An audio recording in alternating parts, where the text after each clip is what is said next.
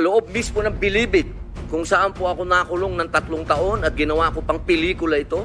Ang pangalan po ng pelikula, maaari niyo pong panoorin, Hari ng Selda.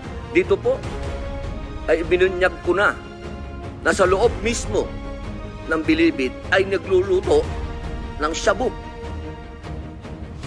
1998 po yun.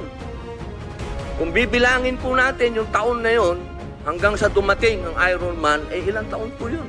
Ganun po kahaba ang mga panahon na namayani at talagang naghahari ang mga drug pusher sa Bilibid. Alam niyo po, mga mahal kong kababayan, wala po, totoo po.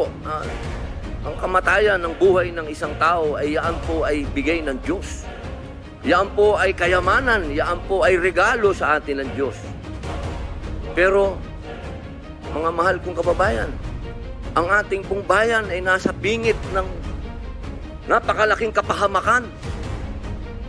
Kung hindi po tatitindig ang ating kapulisan, kung hindi po tatayo ang ating mga law enforcement, tayo po ay tatalunin ng mga sindikatong naghahari na nagluluto na ng mga droga kung saan-saan.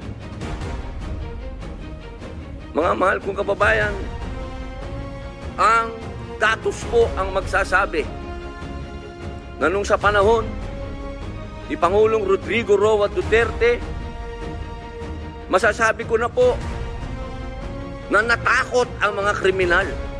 Wala pa po siyang ginagawa. Doon lang sa commercial niya na last Christmas yun na to, natakot na ho ang napakaraming kriminal. Alam ninyo, ako'y tao lamang.